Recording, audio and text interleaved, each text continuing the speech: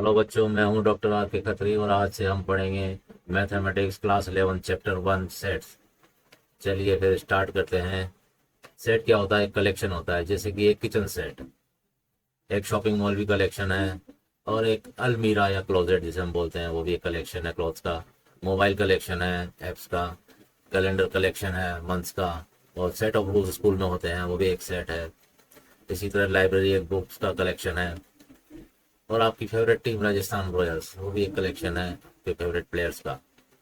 तो चलिए आज की क्लास में हम पहले जान लेते हैं कि हमारे ऑब्जेक्टिव्स क्या होंगे। सबसे पहले हम इंट्रोडक्शन लेंगे, उसके बाद हम सेट्स का रिप्रेजेंटेशन देखेंगे उसको कैसे करते हैं।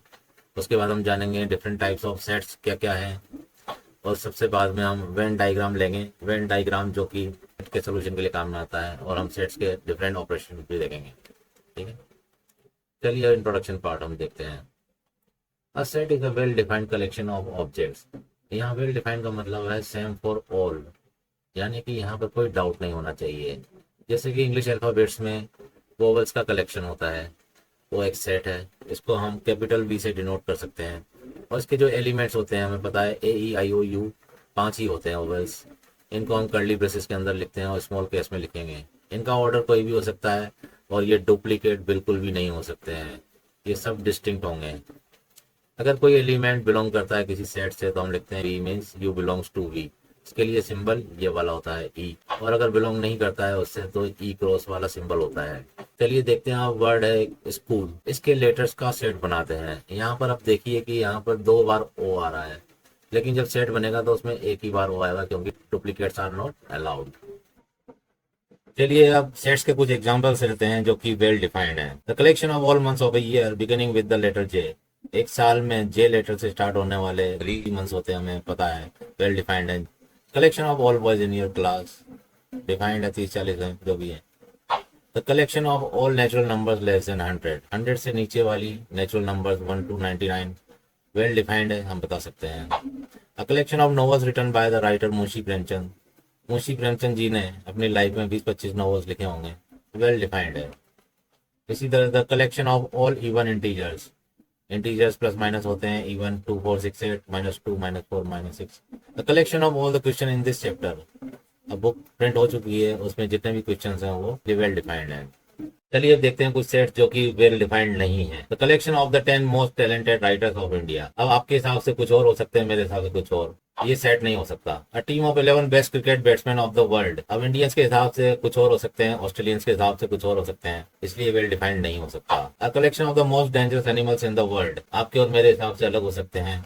अगर मान लो आपको 20,000 से नीचे का कोई मोबाइल चाहिए, आप गूगल सर्च करते हैं तो हर वेबसाइट आपको अलग 5 बेस्ट मोबाइल्स बताएगी, यानी कि ये वेल डिफाइंड नहीं है। इन सब में एक बात कॉमन है कि वर्ड आ रहा है मोस्ट या बेस्ट। जहां भी वर्ड मोस्ट या बेस्ट आए इसका मतलब है कि वो आपसे चॉइस पूछ रहा है, यानी कि वो वेल डिफाइंड नहीं हो सकता। चलिए जानते हैं सेट्स को कैसे रिप्रेजेंट करते हैं। इसके लिए 2 फॉर्म होती है, रोस्टर टेबुलर फॉर्म जिसमें हम एलिमेंट्स को एज इट इज बता देते हैं, ब्रेसेस के अंदर सारे एलिमेंट्स डिस्टिंक्ट होते हैं। और दूसरी होती है सेट बिल्डर फॉर्म, इससे हम उसकी जेनरिक टर्म बताते हैं या फिर फॉर्मूला बताते हैं, जैसे कि यहाँ बताया हुआ है x is oval in English alphabets. चलिए अब क्वेश्चन लेते हैं कुछ रोस्टर टेबुलर फॉर्म पर। एक वर्ड दिया हुआ है बेटर, इसको रोस्टर फॉर्म में हमें सेट के फॉर्म में लिखना है। अब यहाँ पर देखने वाली बात है कि बेटर में ई 2 बार आ रहा है, टी 2 बार आ रहा है, लेकिन इनको एक एक बार ही लिखा जाएगा, इसलिए आंसर होगा BETR। अब दूसरा क्वेश्चन है कि यहाँ पर x is a prime number which is divisor of 60। अब डिवाइजर ऑफ 60 कौन कौन से नंबर है वो हमें पता करना होगा प्राइम फैक्टराइजेशन करने से। 60 के प्राइम फैक्टराइजेशन करने पर हमें मिलेगा 2 2 3 5। यहाँ पर 2 2 बार है लेकिन उसको एक बार ही लिखा जाएगा, इसलिए आंसर होगा 2 3 5। चलिए एक और क्वेश्चन लेते हैं। X is positive integer and x square is less than 40। अब यहाँ पर हमें कुछ वैल्यूज निकालनी है क्योंकि यहाँ पर जेनरिक टर्म दी हुई है, तो हमें खुद वैल्यूज एक्स की रखनी पड़ेगी। तो हम 1 2 3 4 5 6 रखेंगे तो हमें एक्स स्क्वायर की वैल्यू 1 4 9 16 25 36 मिलेगी, यानी कि आंसर है 1 2 3 4 5 6। 7 रख देंगे तो 49 हो जाएगी, लेकिन कंडीशन यहाँ पर है एक्स स्क्वायर लेस देन 40 जो फुलफिल नहीं होगी। चलिए सेट बिल्डर फॉर्म पर एक क्वेश्चन देखते हैं। यहाँ पर एक सेट दिया हुआ है 1 4 9 16 25, इसको सेट बिल्डर फॉर्म में सेट करना है। अब देखने से ही पता चल रहा है कि ये 1 का स्क्वायर 2 का स्क्वायर 3 का स्क्वायर 4 का स्क्वायर, 5 का स्क्वायर यानी कि n स्क्वायर फॉर्मूला चल रहा है। तो यहाँ हम लिख देंगे x equal to N square where n is element of natural numbers, क्योंकि 1 से स्टार्ट हो रहा है इसलिए नेचुरल नंबर है। इसको दूसरा भी हम लिख सकते हैं कि x is the square of natural number, यानी एक लैंग्वेज की टर्म में भी लिख सकते हैं। चलिए सेट बिल्डर पर एक और क्वेश्चन देखते हैं। एक सेट दिया हुआ है ए इक्वल टू 1/2, 2/3, 3/4, 4/5, 5/6, 6/7, यानी कि न्यूमरेटर से डिनोमिनेटर एक ज्यादा बढ़ता जा रहा है, 1 से 2 हो जा रहा है, 2 से 3 हो जा रहा है। तो फॉर्मूला होगा n/n+1। तो हम सीधा इसके अंदर लिख देंगे x equal to n/n+1 where n is a natural number, क्योंकि 1 से स्टार्ट हो रहा है और 6 तक जा रहा है, एक इंटरवल के बीच में चल रहा है, 1 से 6 के बीच में चल रहा है, इसलिए यहाँ पर हम इंटरवल भी बता देंगे 1 और 6 के बीच में। चलिए अब पता करते हैं कि है ना सेट बिल्डर फॉर्म के लिए हमें कैसे फॉर्मूला आइडेंटिफाई करना है। मान लीजिए दिया हुआ हो सेट 3, 6, 9, 12। अब हमें देखने से पता चल रहा है कि 3 ये 3 की टेबल है, यानी कि 3n एक फॉर्मूला होगा इसका, जिसमें n की वैल्यू 1, 2, 3 और 4 ही रखेंगे क्योंकि ये 12 तक ही है, यानी कि n एलिमेंट है नेचुरल नंबर्स का। इंटरवल देखेंगे कि n की वैल्यू 1 से लेकर के 4 के बीच में रहती है, तो इसलिए इंटरवल भी हम यहाँ पर दिखा देंगे। तो सेट बिल्डर फॉर्म में जब हम लिखेंगे तो इसको लिखेंगे x equal to 3n, n is element of natural number set, and range भी हम बताएंगे 1 और 4 के बीच में n की वैल्यू रन करती है। इस तरीके से हम 3 चीज़ें यहाँ पर बताते हैं, एक तो फॉर्मूला, और एक वो किस सेट से बिलोंग कर रहा है n की वैल्यू, और साथ में इंटरवल क्या है, उसकी वैल्यू की रेंज क्या है। इस तरह हमें देख सकते हैं कि रोस्टर में हम एलिमेंट्स को लिखते हैं और सेट बिल्डर में हम फॉर्मूले को लिखते हैं। अब देखते हैं डिफरेंट टाइप ऑफ सेट्स कौन कौन से होते हैं। एम्प्टी सेट्स, जिसमें कोई भी एलिमेंट ना हो, इसको हम वॉइड सेट या नल सेट भी बोल सकते हैं। इसको हम एम्प्टी कर्ली ब्रेसेस से या फिर पाई से डिनोट करते हैं। और ये नल सेट सभी सेट्स का एक सबसेट होता है। अब देखते हैं फाइनाइट एंड इनफाइनाइट सेट्स क्या होते हैं। फाइनाइट सेट्स वो होते हैं जिसमें डेफिनेट नंबर ऑफ एलिमेंट्स होते हैं। एक एम्प्टी सेट भी एक फाइनाइट सेट ही होता है क्योंकि उसमें डेफिनेटली कुछ भी नहीं है। दूसरे होते हैं इनफाइनाइट सेट जिसमें इनडेफिनेट नंबर ऑफ एलिमेंट्स हो। अब आते हैं इक्वल सेट्स पर। अगर दो सेट दिए हुए हों और दोनों में सेम नंबर ऑफ एलिमेंट्स हों और एलिमेंट्स भी एक ही जैसे हों तो उनको इक्वल सेट्स बोलते हैं। अब देखते हैं सबसेट्स क्या होते हैं। सबसेट्स का मतलब होता है सेट इनसाइड सेट। यहाँ मेन डायग्राम में देख सकते हैं कि बी सेट ए के अंदर है। मान लीजिए दो सेट दिए हुए हैं, ए सेट में 1, 2, 3 एलिमेंट्स हैं और बी सेट में 1, 2 हैं। तो हम देख सकते हैं कि बी सेट के एलिमेंट्स 1, 2, ए सेट के भी एलिमेंट्स हैं, तो हम कह सकते हैं B is subset of A, यानी कि if elements of set B are also elements of set A then we say B is subset of A. अगर मान लीजिए हमें एक सेट दिया हो ए इक्वल टू 1, 2, 3, तो इसके सबसेट्स 2n होंगे, यानी n equal to number of elements, इसमें 3 हैं तो इसके 8 सबसेट्स होंगे। कौन कौन से होंगे चलिए पता करते हैं। एक होगा सबसे पहले एम्प्टी सेट। एम्प्टी सेट सभी का सबसेट होता है, ये हमारा एक रूल है। इसके अलावा होंगे 1 अलग से होगा, 2 होगा, 3 होगा, 1, 2 का कॉम्बिनेशन होगा, 1, 3 का कॉम्बिनेशन होगा, 2, 3 का कॉम्बिनेशन होगा और 1, 2, 3 का भी कॉम्बिनेशन होगा। इस तरीके से टोटल 8 सबसेट्स होंगे क्योंकि इसमें 3 एलिमेंट्स हैं। हाई या नल सेट सबका ही सबसेट होता है। अब यहाँ पर अब देखते हैं एक वेन डायग्राम दिया हुआ है। इसमें सेट्स के अंदर बहुत सारे सेट्स हैं। सबसे अंदर नेचुरल है, नेचुरल नंबर इंटीजर भी होते हैं। एन को हम नेचुरल नंबर का सेट मान सकते हैं, जेड को इंटीजर्स का और क्यू को रेशनल का और टी को रेशनल का सेट माने तो ये सब रियल नंबर के सेट के अंदर आ रहे हैं, यानी कि ये सब रियल नंबर के सबसेट्स हैं। इसलिए हम इनको लिख सकते हैं N is subset of Z, Z is subset of Q, Q is subset of R and also T is subset of R. चलिए अब देखते हैं पावर सेट क्या होता है। लास्ट स्लाइड में हमने देखा था कि कैसे हम किसी भी सेट के एलिमेंट्स के कॉम्बिनेशन बना करके सबसेट्स बता सकते हैं। अगर उन सारे सबसेट्स को किसी सेट में रख दें, यानी set of all the subset of a set, उसको हम पावर सेट बोलते हैं। जैसे कि एक सेट दिया हुआ है यहाँ पर ए इक्वल टू 1, 2। अब इसके सबसेट्स होंगे 5 सेट, 1, 2 और 1, 2। इन चारों को अगर एलिमेंट बना करके एक सेट बनाए तो उसको हम पावर सेट ऑफ ए बोलेंगे। चलिए अब कुछ प्रॉब्लम्स लेते हैं एलिमेंट्स एंड सबसेट्स पर। मान लीजिए हमें एक सेट दिया हुआ है जिसके एलिमेंट्स है 1, 2 और एक सेट भी एलिमेंट है इसका 3, 4 वाला और 5 भी इसका एलिमेंट है। चलिए अब जानते हैं एक एक कौन कौन से एलिमेंट्स हैं और एक एक कौन कौन से सबसेट्स हैं। तो सबसे पहले 1, 2, 5 ये तीनों तो एलिमेंट्स हैं ए के। अब यहाँ पर 3 4 जो सेट है वो भी एलिमेंट है यहाँ पर एक ए का, लेकिन 3 जो है वो एलिमेंट ए का नहीं माना जाएगा क्योंकि वो एक सेट का एलिमेंट है 3 4 वाले। इसी तरह 4 भी एलिमेंट नहीं माना जाएगा ए का। अब यहाँ पर 3 एलिमेंट तो है एक सेट जिसके एलिमेंट्स हैं 3 और 4, ऐसे ही 4 भी एलिमेंट है उस सेट के जिसके एलिमेंट्स हैं 3 और 4। अब यह देखना होगा कि 1 2 वाला जो जिसमें एक सेट है जिसके एलिमेंट्स है 1 2, ये कहीं भी ए पर दिखाई नहीं दे रहे हैं, ये सेट दिखाई नहीं दे रहा है, इसलिए ये एलिमेंट नहीं है ए के। हाई जो है वो भी ए के अंदर नहीं है, इसलिए ये एलिमेंट नहीं है ए का। लेकिन अब देखते हैं कि इसके सबसेट कौन कौन से हैं ए के।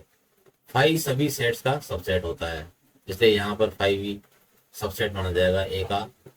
अब देखिए यहाँ पर 1 सबसेट नहीं माना जाएगा ए का क्योंकि एलिमेंट सबसेट नहीं होते हैं किसी सेट के, इसलिए 1 एलिमेंट है लेकिन सबसेट नहीं है।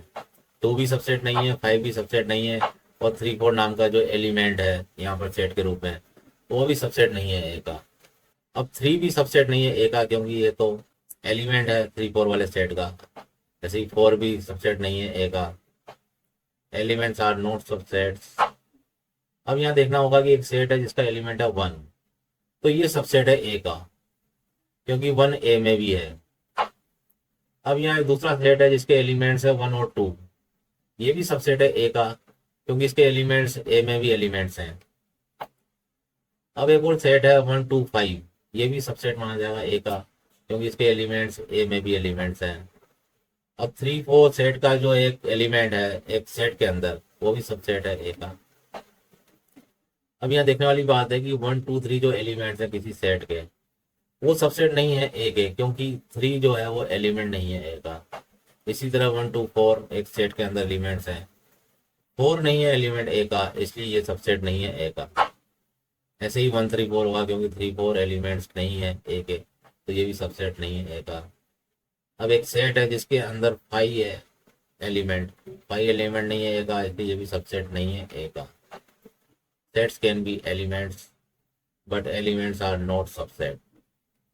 चलिए अब जानते हैं इंटरवल्स क्या होते हैं। मान लीजिए 2 पॉइंट्स दिए हुए हैं, किसी वेरिएबल की वैल्यू उन दोनों के बीच में वेरी कर रही है। अगर हम दोनों पॉइंट्स को नहीं लें, उनके बीच की वैल्यूज को ही लें, तो उसको हम ओपन इंटरवल बोलते हैं। इसको हम व्हाइट सर्कल से डिनोट कर रहे हैं। अगर हम किसी वेरिएबल की वैल्यू को ए और बी के बीच में देख रहे हैं और ए और बी की वैल्यूज को भी साथ में ले रहे हैं तो वो क्लोज इंटरवल कहलाता है। यहाँ पर हम उसको ब्लैक सर्कल से डिनोट कर रहे हैं। अब मान लीजिए ए की वैल्यू को ले रहे हैं, बी को नहीं ले रहे हैं, तो वो सेमी ओपन इंटरवल होगा। या फिर बी की वैल्यू को ले रहे हैं, ए को नहीं ले रहे हैं, वो भी सेमी ओपन इंटरवल होगा, यानी एक तरफ से खुला हुआ है दूसरी तरफ से बंद है।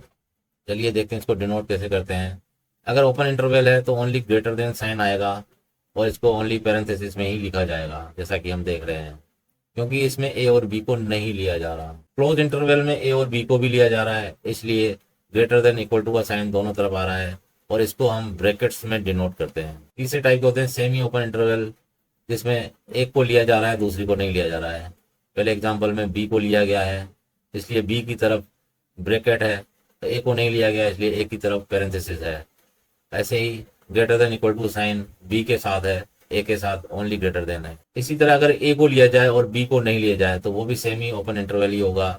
इसमें ए को लिया गया है इसलिए ए के साथ greater than equal to sign है और ए के पास में ब्रैकेट है, तो बी को नहीं लिया गया है इसलिए बी के साथ ओनली ग्रेटर देन साइन है, ओनली पैरेंथेसिस है। इंटरवल की लेंथ को हम बता सकते हैं बी माइनस ए से, क्योंकि वैल्यू ए और बी के बीच में ही वेरी कर रही है, दोनों का डिफरेंस ही उनकी लेंथ होगी। कहने का मतलब यह है कि अगर ओनली पैरेंथेसिस दे रखे हों तो ग्रेटर देन साइन ही आता है, और ब्रैकेट दे रखे हों तो greater than equal to sign आता है। ग्रेटर देन इक्वल टू का मतलब होता है क्लोज इंटरवल है और ग्रेटर देन ओनली का साइन होता है ओपन इंटरवल है। चलिए अब इंटरवल पर एक प्रॉब्लम लेते हैं। सेट बिल्डर फॉर्म में बनाना है, इंटरवल दिया हुआ है ब्रैकेट की फॉर्म में, इसको हमें चेंज करना है ग्रेटर देन वाली फॉर्म में। अब यहाँ देखने वाली बात यह है कि जो भी वैल्यूज यहाँ पर दी हुई है रियल सेट से बिलोंग करेगी ये सब। अब देखना है कि क्वेश्चन में पैरेंथेसिस दोनों साइड दिए हुए हैं, इसका मतलब है इन दोनों के बीच में ग्रेटर देन का साइन ही आएगा।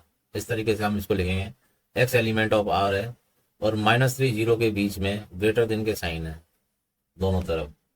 दूसरा है देखें यहाँ पर दोनों तरफ ब्रैकेट के साइन है, इसका मतलब ये क्लोज इंटरवल का एग्जांपल है, इसलिए यहाँ पर दोनों तरफ ग्रेटर देन इक्वल टू का साइन आएगा। बाकी एक्स एलिमेंट ऑफ आर है ही सही। तीसरे एग्जांपल में देखना है कि लेफ्ट साइड में पैरेंथेसिस है और राइट साइड में ब्रैकेट है। इसका मतलब लेफ्ट साइड में ग्रेटर देन का साइन आएगा और राइट साइड में ग्रेटर देन इक्वल टू का साइन आएगा, इस तरीके से। फोर्थ में देखना, लेफ्ट साइड में ब्रैकेट है, राइट साइड में पैरेंथेसिस है। इसका मतलब है लेफ्ट साइड में ग्रेटर देन इक्वल टू का साइन आएगा और राइट साइड में ग्रेटर देन का साइन आएगा। चलिए एक और क्वेश्चन लेते हैं। इसमें यहाँ पर हमें सेट बिल्डर फॉर्म में क्वेश्चन दिया हुआ होगा, इसको हमें ब्रैकेट्स वाली फॉर्म में चेंज करना है। तो यहाँ हम देख सकते हैं कि लेफ्ट साइड में ग्रेटर देन का साइन है और राइट साइड में ग्रेटर देन इक्वल टू का साइन है, यानी लेफ्ट साइड में पैरेंथेसिस आएगा, राइट साइड में ब्रैकेट आएगा। सेकंड क्वेश्चन हम देखते हैं कि लेफ्ट साइड राइट साइड दोनों तरफ ग्रेटर देन का साइन है, इसका मतलब दोनों तरफ पैरेंथेसिस आएगा क्योंकि ये ओपन इंटरवल का एग्जांपल है। थर्ड क्वेश्चन में हम देखते हैं कि यहाँ पर लेफ्ट साइड में तो ग्रेटर देन इक्वल टू है, राइट साइड में ग्रेटर देन ही है, इसका मतलब है लेफ्ट साइड में ब्रैकेट आएगा, राइट साइड में पैरेंथेसिस आएगा क्योंकि ये सेमी ओपन इंटरवल का एग्जांपल है। फोर्थ वाला देखते हैं हम, लेफ्ट और राइट दोनों तरफ ग्रेटर देन इक्वल टू का साइन है, यानी कि ये क्लोज इंटरवल है, इसलिए दोनों तरफ ब्रैकेट आएगा। चलिए अब देखते हैं यूनिवर्सल सेट क्या होता है। यूनिवर्सल सेट एक बेसिक सेट होता है जिसमें बाकी सारे सेट्स के सबसेट होते हैं। जैसे कि एक रियल नंबर का एक सेट है, ये जो बाहरी सर्किल है, ये एक यूनिवर्सल सेट है। इसके अंदर बाकी सारे सेट्स हैं जो कि इसके सबसेट हैं, नेचुरल, इंटीजर, रेशनल, ये सारे इसके सबसेट हैं रियल नंबर सेट के। तो ये रियल नंबर का सेट इनके लिए यूनिवर्सल सेट है। इसको हम यू से डिनोट करते हैं और एक रेक्टेंगल से बना करके दिखाते हैं। तो इसके अंदर जो भी एलिमेंट्स हैं वो सारे इसके यू के एलिमेंट्स माने जाएंगे। चलिए अब देखते हैं वेन डायग्राम क्या होता है। It represent relationship between sets. दो या दो से ज्यादा जितने भी सेट्स होते हैं उनके बीच क्या रिलेशनशिप है उसको रिप्रेजेंट करने के लिए, ग्राफिकली रिप्रेजेंट करने के लिए हम वेन डायग्राम बनाते हैं। यूनिवर्सल सेट को इसमें रेक्टेंगल से रिप्रेजेंट करते हैं और बाकी जितने भी सेट होते हैं उनको सर्किल से रिप्रेजेंट करते हैं। इनके एलिमेंट्स सर्किल के अंदर दिखाए जाते हैं। इस तरीके से वेन डायग्राम को हम सेट की सब तरह की प्रॉब्लम सॉल्व कर सकते हैं। चलिए ऑपरेशन ऑन सेट्स देखते हैं, कौन कौन से ऑपरेशन होते हैं। पहला है यूनियन ऑफ सेट्स। इसका मतलब होता है ए के सारे एलिमेंट्स और बी के सारे एलिमेंट्स, जो कि यहाँ पर शेडो की फॉर्म में भी दिखाए हुए हैं।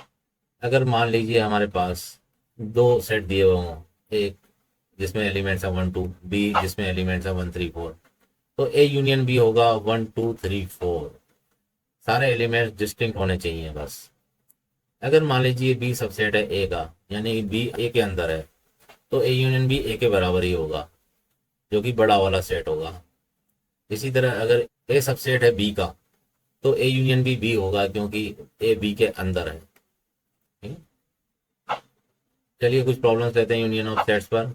एक सेट दिया हुआ है ए और दूसरा सेट दिया हुआ है बी, तीसरा सेट दिया हुआ है सी, सारे एलिमेंट्स बता रखे हैं, इनका वेन डायग्राम बना लेंगे। तो ए यूनियन बी क्या होगा, जो ए के एलिमेंट है और बी के एलिमेंट है उनके डिस्टिंक्ट एलिमेंट सारे यहाँ पर हम लिख देंगे। ए यूनियन सी भी इसी तरीके से हम निकाल सकते हैं, बी यूनियन सी। और A union B union C मतलब तीनों का यूनियन क्या होगा, तीनों के डिस्टिंक्ट एलिमेंट्स को हम यहाँ पर लिख देंगे। चलिए अब चलते हैं इंटरसेक्शन ऑफ सेट्स पर। इंटरसेक्शन का मतलब होता है दोनों सेट के कॉमन एलिमेंट्स। दो सेट दिए हुए हैं ए और बी, दोनों के कॉमन एलिमेंट्स क्या होंगे, वो इंटरसेक्शन कहलाता है। मान लीजिए ए सेट दिया हुआ है, बी सेट दिया हुआ है 1 2 3 और 1 3, दोनों में कॉमन 1 3 है, इसलिए ए इंटरसेक्शन बी होगा 1 3। अगर बी सबसेट है ए का, यानी कि बी अंदर है ए के, तो जो इनका इंटरसेक्शन होगा वो छोटा वाला सेट होगा, क्योंकि कॉमन दोनों में वही होगा। अगर ए सबसेट है बी का, यानी कि ए सेट बी के अंदर है, तो ए इंटरसेक्शन बी ए होगा क्योंकि ए छोटा है और वही कॉमन होगा। अब कुछ प्रॉपर्टीज देखते हैं हम यूनियन और इंटरसेक्शन की। A union B equal to B union A होता है, यानी कि अगर आप इनको एक्सचेंज करते हैं तो कोई फर्क नहीं पड़ता। इसी तरह A intersection B equal to B intersection A होता है, इसको हम कम्यूटेटिव प्रॉपर्टी भी बोलते हैं। अगर ए यूनियन बी को हम सी के साथ यूनियन करें या फिर बी यूनियन सी के साथ हम ए का यूनियन करें तो वो सेम होता है। इसी तरह ए इंटरसेक्शन बी को अगर हम सी के साथ इंटरसेक्ट करें या बी इंटरसेक्शन सी को हम ए के साथ इंटरसेक्ट करें तो वो भी सेम होता है। इसको हम एसोसिएटिव प्रॉपर्टी बोलते हैं।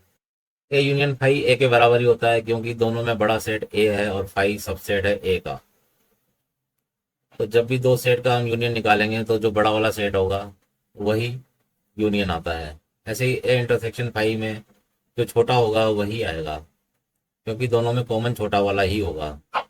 इसको हम आइडेंटिटी प्रॉपर्टी बोलते हैं। ए का ए के साथ यूनियन ए ही होगा कि दोनों क्योंकि इक्वल सेट है। ए का ए के साथ इंटरसेक्शन ए ही होगा क्योंकि दोनों इक्वल हैं, दोनों का कॉमन भी सेम होगा। इसको आइडेम्पोटेंट प्रॉपर्टी बोलते हैं। अब आता है बी इंटरसेक्शन सी के साथ अगर ए को यूनियन करें तो यूनियन को हम मल्टीप्लाई की तरह मान सकते हैं। तो ए का एक बार बी के साथ यूनियन हो जाएगा और बीच का साइन सेम रहेगा, तो ए का सी के साथ यूनियन हो जाएगा। इसी तरह इंटरसेक्शन को भी हम कर सकते हैं। ए इंटरसेक्शन बी के साथ एक बार ले लेंगे, फिर यू साइन बीच का सेम रखेंगे, फिर ए इंटरसेक्शन सी के साथ ले लेंगे। इस प्रॉपर्टी को हम डिस्ट्रीब्यूटिव प्रॉपर्टी भी बोलते हैं। अगर ए इंटरसेक्शन बी फाई हो, कहने का मतलब यह है कि ए और बी में कुछ भी कॉमन ना हो, दोनों सेट अलग अलग हों, तो वो pair of set disjoint set कहलाता है। चलिए जानते हैं कि डिसजॉइंट सेट्स क्या होते हैं। अगर दो सेट दिए हुए हों और दोनों में कुछ भी कॉमन ना हो तो वो डिसजॉइंट सेट्स कहलाते हैं। यहाँ जैसे कि वेन डायग्राम में हम देख सकते हैं दो अलग अलग सेट हैं, दोनों में कुछ भी कॉमन नहीं है, दोनों एक दूसरे को इंटरसेक्ट नहीं कर रहे हैं। तो इसके कुछ एग्जाम्पल देखते हैं। मान लीजिए एक सेट में 1 2 3 4 एलिमेंट्स हैं, दूसरे में 5 6 है, दोनों में कुछ भी कॉमन नहीं है। इसका मतलब ये पेयर ऑफ सेट्स को हम डिसजॉइंट बोलेंगे। और दूसरा एग्जाम्पल है, दो सेट दिए हुए हैं, x is an even integer और दूसरा है x is an odd integer. Even और ऑड में कोई भी दोनों में रिलेशन नहीं होता है, दोनों अलग अलग होते हैं, यानी दोनों का कॉमन 5 है, इसलिए हम कह सकते हैं कि दोनों डिसजॉइंट सेट्स हैं। चलिए अब देखते हैं सेट्स का डिफरेंस क्या होता है। अगर हमें सेट्स का डिफरेंस ए माइनस बी पता करना हो तो इसका मतलब होता है ए के सारे एलिमेंट्स लेकिन बी के एलिमेंट्स में नहीं होने चाहिए। यहाँ देखिए दो सेट दिए हुए हैं ए और बी, तो ए सेट का जो येलो पार्ट है वो ए माइनस बी को डिनोट कर रहा है, यानी उसमें ए के सारे एलिमेंट्स हैं लेकिन बी का कोई भी एलिमेंट नहीं है। इसी तरह हम बी माइनस ए भी निकाल सकते हैं। इसका मतलब होता है बी के सारे एलिमेंट्स लेकिन ए के नहीं होने चाहिए। यहाँ पे डायग्राम में देख सकते हैं हम, ऑरेंज पार्ट जो है वो बी माइनस ए है, यानी उसमें ए का कोई भी एलिमेंट नहीं है। अगर मान लो यहाँ दो सेट दिए हों, ए एक सेट है जिसमें 1 2 3 4 एलिमेंट्स हैं, बी दूसरा सेट है जिसमें 4 5 है, तो इसमें ए माइनस बी होगा 1 2 3 क्योंकि 4 कॉमन है, उसको भी हम हटा देंगे, और बी माइनस होगा ओनली 5 क्योंकि इसमें जो कॉमन 4 है उसको भी हटा देंगे। इस तरह हम देख सकते हैं कि ए माइनस बी इक्वल नहीं होगा बी माइनस ए के, और जो ए माइनस है वो इंटरसेक्शन बी कॉम्प्लीमेंट के बराबर भी होता है। चलिए डिफरेंस ऑफ सेट्स की कुछ प्रॉपर्टीज देखते हैं। अब यहाँ पर हमें ए माइनस बी भी पता लग गया है कि येलो पार्ट है यहाँ पर, B minus A orange part से दिखाया हुआ है, और दोनों का कॉमन इंटरसेक्शन वाला पार्ट ग्रीन पार्ट से दिखाया हुआ है। हम पहले ही देख चुके हैं कि A minus B is not equal to B minus A. अब हम देखेंगे कि A minus B equal to A intersection B dash कैसे होता है। वेन डायग्राम में देख सकते हैं कि पहले वाले इसमें ए दिया हुआ है, दूसरे में बी डैश दिया हुआ है, तो दोनों का common A minus B part clearly visible है। इस तरीके से हम कह सकते हैं कि A minus B is equal to A intersection B dash.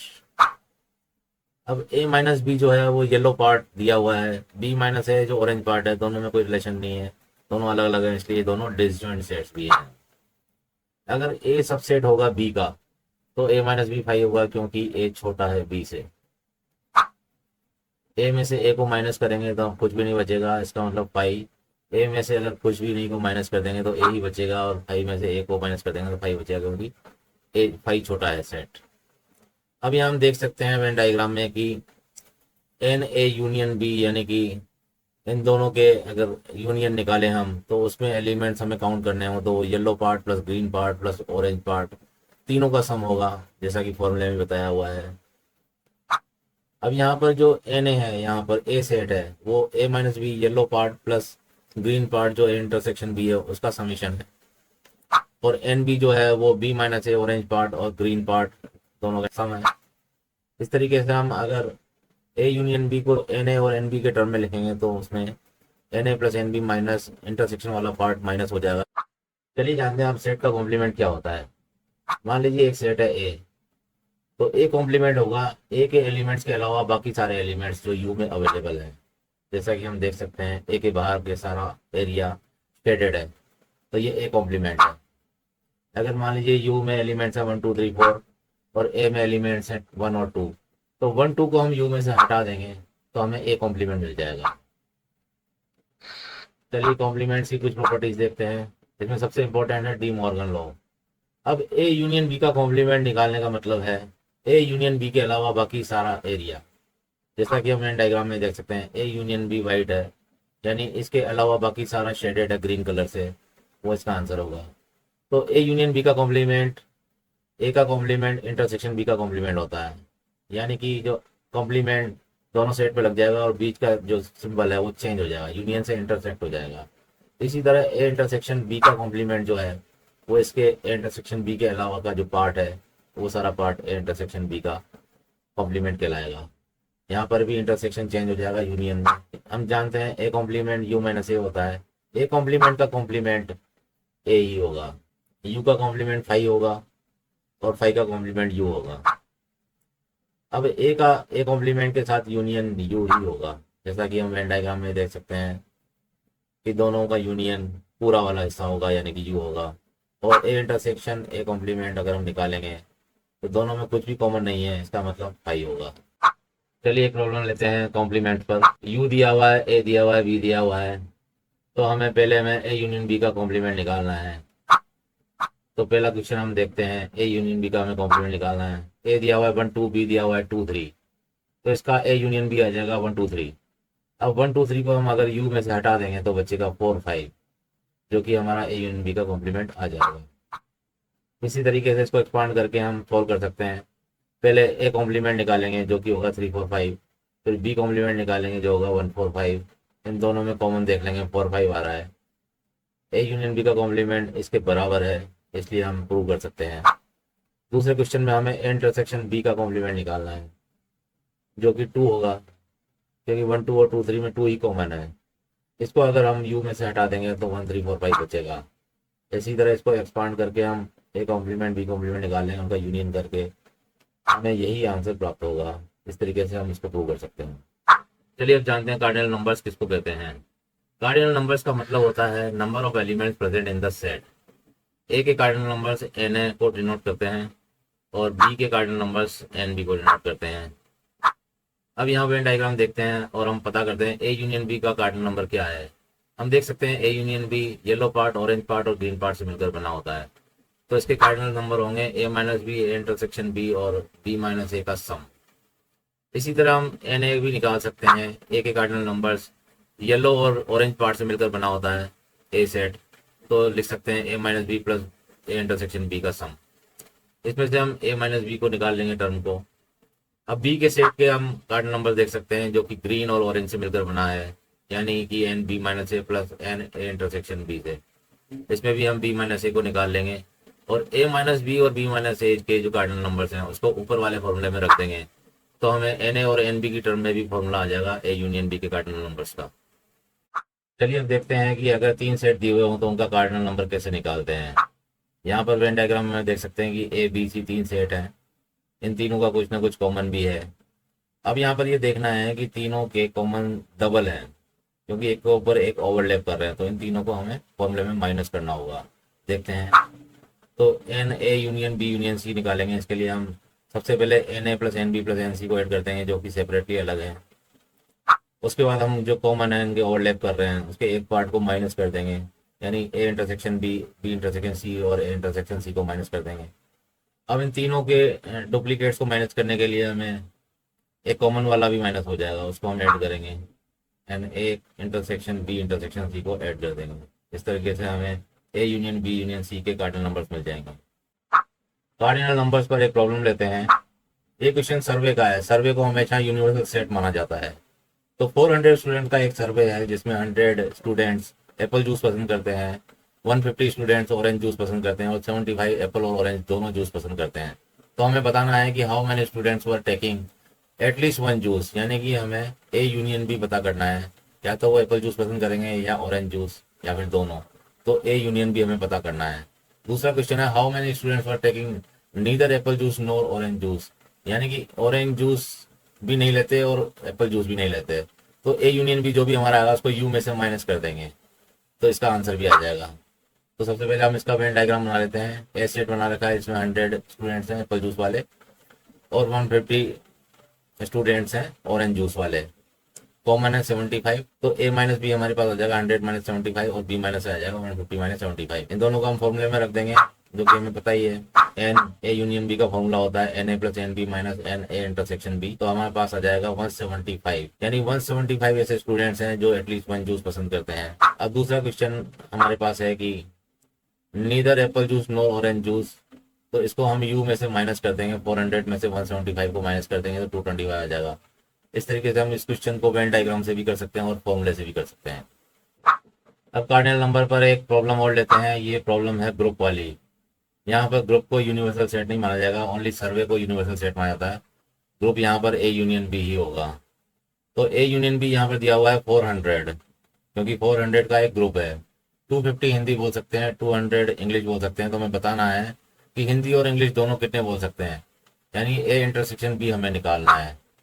तो सारी वैल्यूज़ को हम इसमें रख देंगे और इस तरीके से ए इंटरसेक्शन बी यानी कि जो हिंदी और इंग्लिश दोनों जानते हैं उसकी वैल्यू भी हमारे पास आ जाएगी। चलिए अब सारे वेन डायग्राम्स को देखते हैं एक ही जगह पर। ए सेट का वेन डायग्राम दिया हुआ है, इसके जस्ट नीचे ए कॉम्प्लीमेंट का वेन डायग्राम है। दूसरा है बी सेट का वेन डायग्राम, इसको ग्रीन सर्कल से हम डिनोट कर रहे हैं, इसके जस्ट नीचे है बी कॉम्प्लीमेंट का वेन डायग्राम। तीसरा है ए यूनियन बी का वेन डायग्राम, जिसमें ए और बी दोनों को ग्रीन से हमने कर रखा है, इसके जस्ट नीचे है इसके कॉम्प्लीमेंट का वेन डायग्राम। अब आता है नेक्स्ट ए इंटरसेक्शन बी यानी कॉमन ए और बी के कॉमन का वेन डायग्राम, इसके जस्ट नीचे इसके कॉम्प्लीमेंट का वेन डायग्राम है। नेक्स्ट है ए इंटरसेक्शन बी डैश का यानी कि ए माइनस बी का वेन डायग्राम है ये, इसके जस्ट नीचे इसके कॉम्प्लीमेंट का वेन डायग्राम है। नेक्स्ट है ए कॉम्प्लीमेंट इंटरसेक्शन बी का वेन डायग्राम जो कि बी माइनस ए बी होता है, इसके जस्ट नीचे है इसके कॉम्प्लीमेंट का वेन डायग्राम। इस तरीके से हम सारे वेन डायग्राम से भी सेट की प्रॉब्लम्स को सॉल्व कर सकते हैं। अगर प्रॉब्लम्स में इधर और लिखा हो या फिर एटलीस्ट वन ऑफ देम लिखा हो तो हमें ए यूनियन बी निकालना होता है। अगर प्रॉब्लम में नीदर या नोर लिखा हो तो हमें यू में से ए यूनियन बी को माइनस कर देना होता है। अगर प्रॉब्लम में एंड बोथ या कॉमन लिखा हो तो हमें पता चल जाता है कि ये इंटरसेक्शन बी का है। और अगर प्रॉब्लम में ए बट नॉट बी या ओनली ए लिखा हो तो ये ए माइनस बी निकालते हैं। चलिए प्रॉपर्टीज पर कुछ प्रॉब्लम लेते हैं जिसमें हमें प्रूव करने को कहा जाता है। यहाँ दो क्वेश्चन दिए हुए हैं, इनको हम एक्सपांड करके प्रूव करेंगे, जिस साइड बड़ा है उसको प्रूव करेंगे। तो पहला क्वेश्चन लेते हैं हम, ए इंटरसेक्शन बाहर दिया हुआ है। अब इसको हम अलग अलग इसको साथ जोड़ेंगे, तो एक ए इंटरसेक्शन ए कॉम्प्लीमेंट के साथ आ जाएगा, फिर यूनियन वाला सेम रहेगा, फिर ए इंटरसेक्शन बी के साथ आ जाएगा। अब हम जानते हैं कि ए इंटरसेक्शन ए कॉम्प्लीमेंट तो फाई होता है, तो ये फाई हो जाएगा, और फाई का यूनियन किसी के भी साथ सेम ही होता है। इस तरीके से हम राइट हैंड साइड को प्रूव कर सकते हैं, जो कि हम वेन डायग्राम में भी देख सकते हैं। थैंक यू वेरी मच दोस्तों, कैसा लगा मेरा वीडियो? अगर आपको पसंद आया हो तो लाइक शेयर कमेंट और सब्सक्राइब करना ना भूलें बिल्कुल भी। Thank you very much again.